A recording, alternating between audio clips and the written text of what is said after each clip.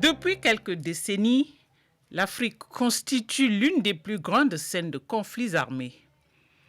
Des conflits dévastateurs aux conséquences des plus traumatisantes qui affectent les populations et s'accumulent comme un lourd héritage pour les générations futures.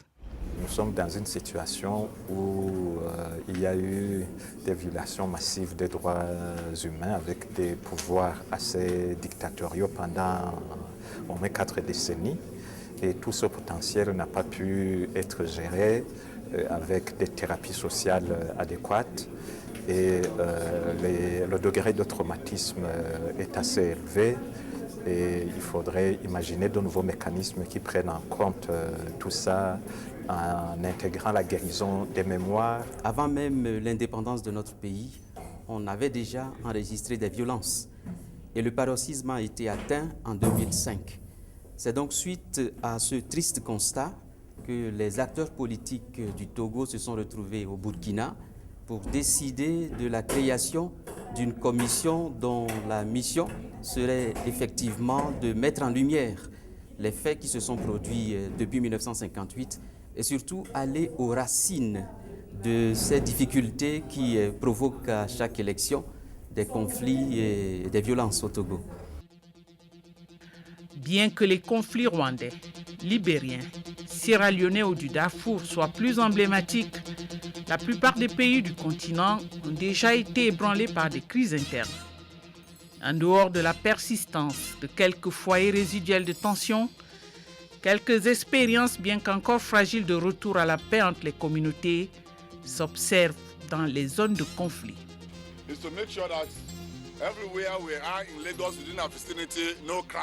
Les conflits semblent être liés à la nature humaine. Le défi devant cette triste réalité est la capacité de les prévenir, ou lorsqu'ils éclatent, d'en sortir le plus rapidement possible. Il faut alors trouver des remèdes idoines aux blessures et traumatismes des victimes. Il convient surtout d'instaurer les conditions d'une réconciliation rapide et véritable en vue d'une cohésion sociale et une paix durable. Quelles solutions à long terme peut-on proposer face à de tels conflits? Quelques réflexions ont donné naissance au concept de justice transitionnelle. Que signifie ce lexique fréquemment utilisé dans les relations internationales? Les situations de conflit créent des victimes. Et dans les pays en conflit, les mécanismes nationaux de justice sont souvent mis en mal du fait même du conflit.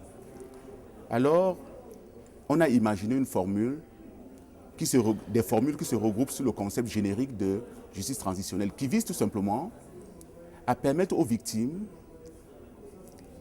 de bénéficier de réparations et à partir de là, de favoriser la réconciliation nationale. Si on schématisait à l'extrême, on pourrait dire que la justice transitionnelle, au fond, est comme une boîte à outils qui évolue sans cesse depuis quelques années, que chaque acteur doit essayer de se construire afin d'utiliser ces outils différemment en fonction des contextes. La justice transitionnelle se définit comme l'éventail de divers processus et mécanismes mis en œuvre par une société pour faire face au sortir d'un conflit, aux exactions commises en période de crise. Il s'agit d'établir les responsabilités, rendre une justice globale en vue d'aboutir à une réconciliation rapide et véritable, en dehors des lourdeurs et de la rigueur de la justice classique. Un des piliers de la justice traditionnelle, c'est la garantie de non-répétition des violations massives des droits de l'homme. Or, qui a commis ces violations? En général, la grosse majorité de ces violations ont été faites par les services de sécurité, les corps de défense et sécurité, à savoir l'armée, les groupes paramilitaires, mais on a aussi des groupes rebelles, des acteurs non étatiques.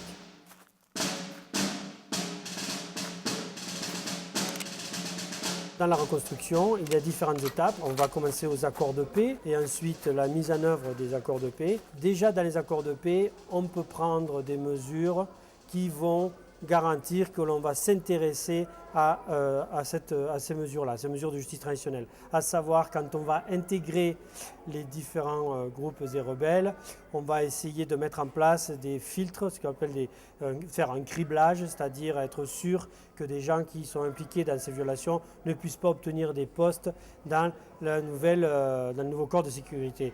Y compris, mais cela vaut aussi pour ceux qui étaient déjà dans ces corps-là et qui devraient être exclus et ne pas occuper ces fonctions. Donc ça, ceci dit, c'est très difficile à faire, c'est très politique et très sensible comme vous pouvez imaginer. Cependant, il ne faut pas rester sur cette mesure-là. Le thème de la justice transitionnelle est apparu ces dernières années comme une des disciplines en plein essor des champs les plus vastes des droits de l'homme et de la résolution des conflits. Elle offre ainsi divers outils dont la combinaison dépend de chaque situation de sortie de crise. Entre autres mécanismes expérimentés à travers le continent, on peut citer les poursuites judiciaires aux échelles communautaires, nationales et internationales pour les cas du Rwanda ou du Libéria, les commissions de vérité et réconciliation éprouvées en Afrique du Sud ou au Togo. Dans ce même registre, on pourrait aussi citer les sessions de dialogue national inclusif et les programmes de démobilisation, désarmement et réinsertion, couramment appelés DDR, mis en œuvre en République centrafricaine. Le désarmement, c'est le fait de récupérer les armes qui étaient aux mains de combattants, de les désarmer. La démobilisation, c'est le passage du statut de combattant au statut de civil. Et la réinsertion, c'est cette forme de transformation du combattant en acteur du développement ou en acteur social dans une communauté. C'est la réinsertion qui assure la soutenabilité d'un programme de démobilisation. Et la réinsertion fait appel à beaucoup de moyens et est liée en général au niveau de développement d'un pays. Si les opportunités de réinsertion n'existent pas, le combattant qui s'est démobilisé a tendance à être mobilisé pour peu qu'il trouve des raisons pour cela. Donc, la mise en œuvre des programmes des DDR met un accent sur la réinsertion au travers d'un certain nombre de projets de développement. Et d'ailleurs, tous les nouveaux projets de développement, qu'il s'agisse des projets de la Banque mondiale ou des bailleurs de fonds comme l'Union européenne, mettent un accent particulier sur la réinsertion. Mais au final, tout dépend de l'impulsion que donnent les gouvernements à mettre en place des programmes de développement idoines et à prioriser l'utilisation des ex-combattants comme main-d'œuvre pour permettre à ces régions de se développer.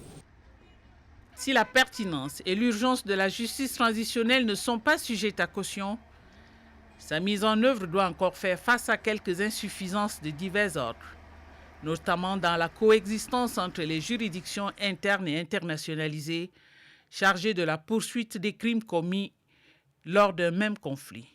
Ce n'est pas évident, mais en fait, il faudrait d'abord retenir le concept de complémentarité.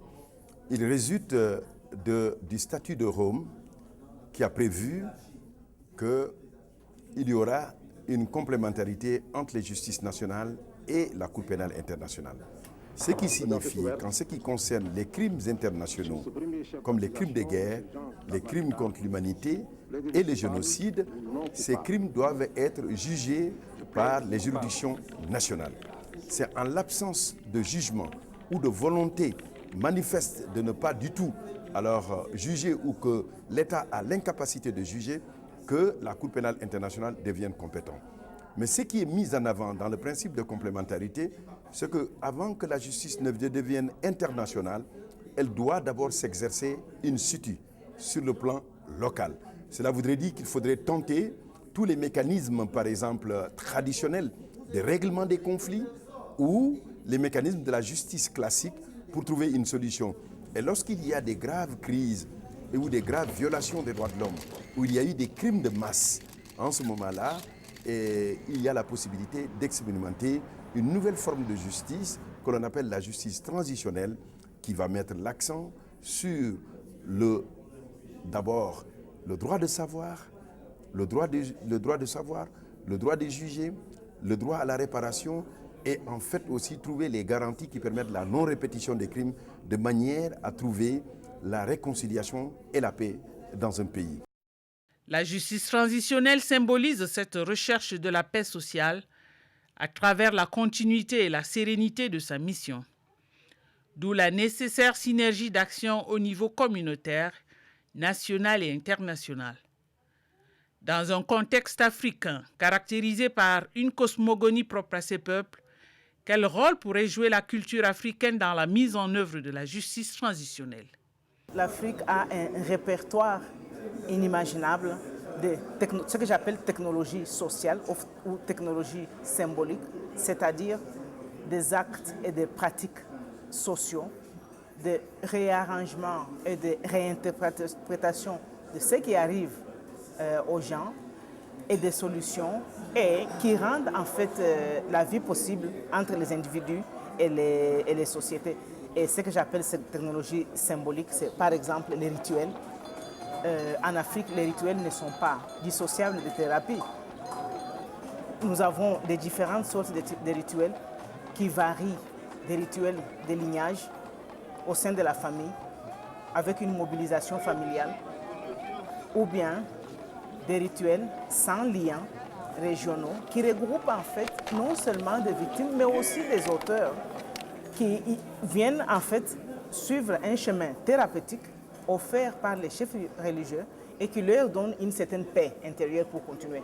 Parce que vous savez, la haie est en train de... est pour le moment donc le symbole de la lutte contre l'impunité. C'est très bien que les grands responsables, les grosses têtes des conflits sont jugés. Donc il y a cette délocalisation de la justice, mais il y a aussi beaucoup de... On peut peut-être appeler des petites personnes qui ont commis des choses, mais qui ne savent même pas qu'ils ont commis des crimes, qui ont été commandités et qui vivent avec des remords et qui vivent avec des réclusions. Et les fonctions de chaque société. Les sociétés qui connaissent de graves violences doivent elles-mêmes réfléchir au moins de sortir de cette violence. Il arrive que généralement, après des guerres qui sont violentes, où il y a plusieurs morts, où il y a plusieurs victimes, où le système judiciaire est complètement détruit, alors on s'est dit qu'il ne faudrait pas prendre le chemin de la justice traditionnelle classique, qui peut par exemple durer pendant près de 20 ans, 30 ans, 40 ans, 50 ans de produit. On va essayer de dire pourquoi nous en sommes arrivés là, traiter le passé et ensuite maintenant essayer de régler la question par le jugement des cas symboles et ensuite maintenant aller vers la réconciliation. Ainsi, la justice transitionnelle peut se réaliser à travers des axes majeurs. Au vu de l'improbabilité des poursuites judiciaires dans certains contextes, une autre manière d'aborder les demandes de justice émanant des victimes est d'essayer de réparer directement certains des torts dont les victimes ont souffert.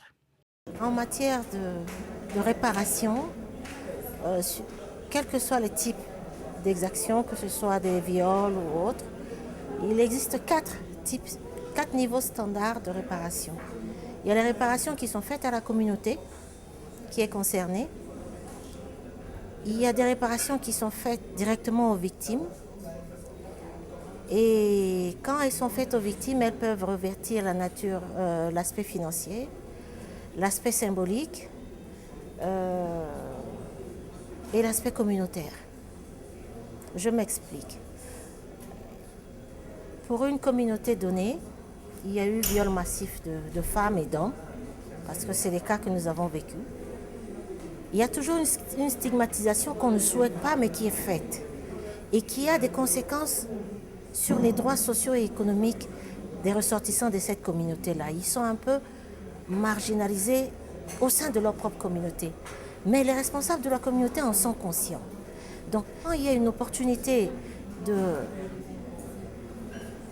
réparation, c'est vrai qu'il faudrait déjà, de manière symbolique, penser à faire une réparation de manière globale à toute la communauté qui a été affectée et ensuite penser à une forme de réparation directe aux victimes.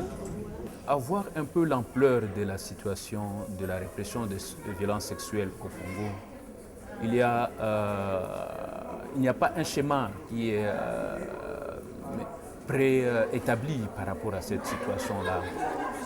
Il y a certaines formations médicales qui ont commencé à apporter l'assistance médicale.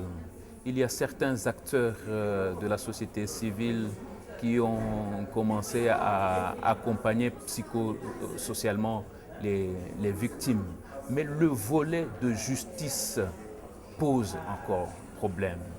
C'est-à-dire qu'aujourd'hui, il y a beaucoup de personnes qui ont été impliquées et qui continuent d'être impliquées dans les violences sexuelles, mais il n'y a pas encore d'instances qui se saisissent de ces personnes-là pour qu'ils répondent de leurs actes. Et cela constitue vraiment une difficulté, que ce soit pour les victimes, que ce soit pour les personnes qui veulent accompagner les victimes. En tant qu'étape dans un processus de sortie de conflit armé ou de crise politique, la transition comporte deux dimensions. Une dimension structurelle qui tient au cadre choisi pour mener le dialogue et un cadre juridique pour les stratégies visant à accompagner les reconstructions des structures de l'État. L'une des missions de la justice transitionnelle est de mettre en œuvre des politiques spécifiques de gestion de crise et de prévention des conflits, tout en basant son action dans le concept opérationnel du droit international et du droit international humanitaire. Là où nous assistons les pays, les mécanismes de justice transitionnelle soient basés sur les normes et principes du droit international. Vous comprenez bien que le droit international humanitaire, le droit international des droits de l'homme sont la colonne vertébrale, sont la base de notre travail, ils constituent en fait la sève de notre action. Et tant que nous le pouvons, nous essayons de promouvoir ce droit international humanitaire et ce droit international des droits de l'homme.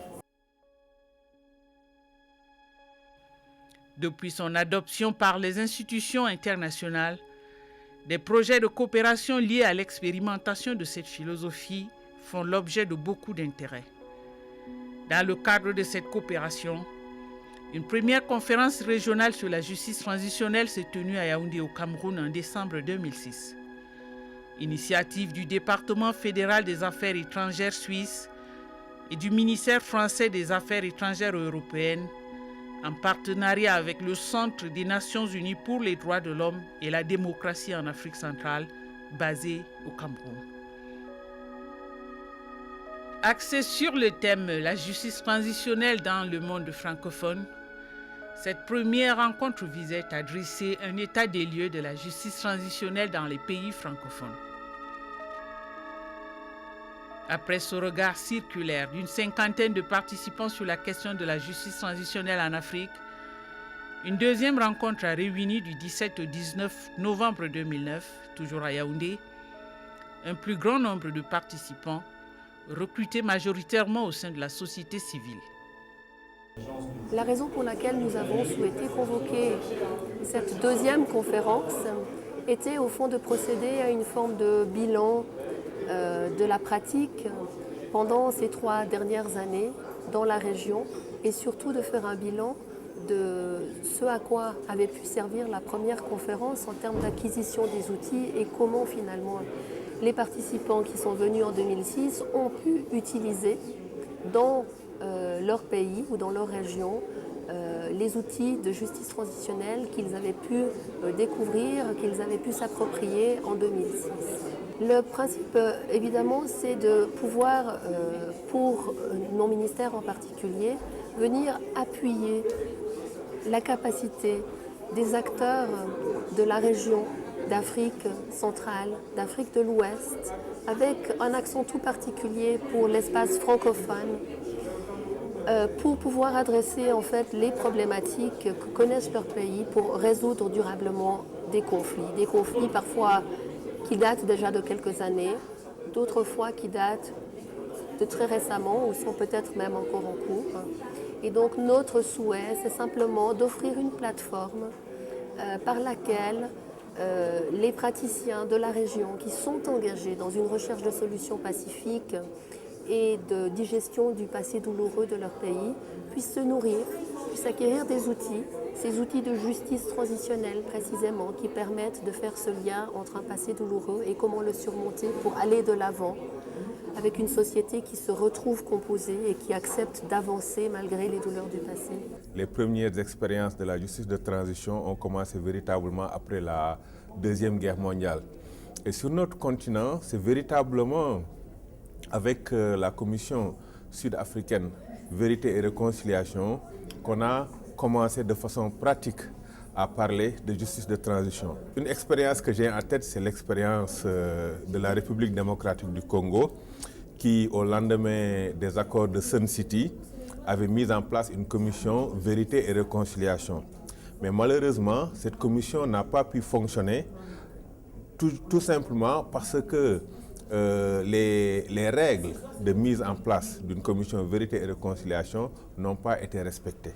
Ce que je peux dire, c'est que dans une certaine mesure, la mise en place des mécanismes dans certains pays ont quand même contribué à la recherche de la paix, ont aussi contribué à trouver des solutions locales adéquates aux conflits qui minaient ces pays depuis plusieurs générations. En ce qui concerne la commission Vérité et Réconciliation, elle a fait partie de ce qu'on appelait chez nous les institutions d'appui à la démocratie. Donc une loi organique a été promulguée le 30 juillet 2004, mettant en place cette commission. Mais au regard des résultats, il y a plusieurs attentes qui n'ont pas été satisfaites. Au regard bien entendu de la commission, de la composition de la commission, au regard des ressources disponibles, au regard du profil des commissaires, au regard de l'expertise sur la question de la justice transitionnelle. Il y a justement la nécessité de créer une nouvelle commission Vérité et Réconciliation.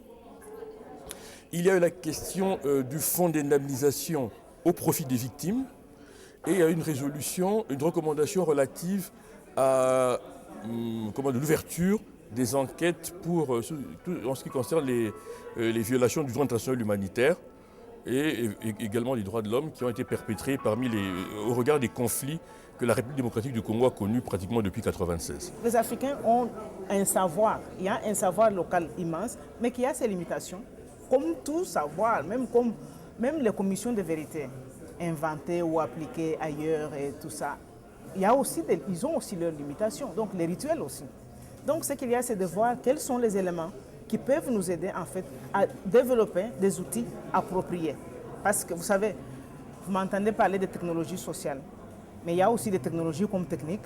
On peut tirer une fusée de la même manière à Moscou ou en Afrique du Sud ou au Congo ou ici au Cameroun. Il y a des procédures partout qui sont pareilles, mais pour la résolution de conflits, l'aspect culturel est très important. La justice transitionnelle s'impose de plus en plus comme un mécanisme de règlement de ces conflits, comme une stratégie de préparation des sociétés à entrer dans un jeu démocratique apaisé. S'agissant du Togo, nous pensons qu'il s'agit d'un tournant, j'allais dire incontournable. Si nous voulons aller à une vie démocratique apaisée, nous n'avons pas le choix. Je crois que les perspectives sont encourageantes. Pourquoi je le dis? Pour la bonne et simple raison que, comme vous le savez, nous sommes à la deuxième conférence à Yaoundé. Et la première a eu lieu en 2006. De 2006 à 2009 aujourd'hui, on a pu constater une évolution positive quand même dans la question de la justice transitionnelle, non seulement dans la réflexion, mais également dans la mise en œuvre. Il y a dans certains contextes aujourd'hui où il y a des processus de consultation nationale qui sont mis en œuvre. Il y a également la création des mécanismes de justice transitionnelle dans les pays africains au-delà de l'Afrique centrale. Donc il s'agit là d'une évolution positive et encourageante qui témoigne de la prise de conscience progressive, mais de plus en plus consistante de la thématique de la question comme outil aux questions de paix, de réconciliation et pourquoi pas de développement dans les contextes en transition. En tant que concept nouveau, la justice transitionnelle permet certes de gommer au plus vite les effets des conflits graves, mais comme remède, son efficacité sur le long terme reste à prouver. Il convient donc d'y associer une véritable culture de la paix.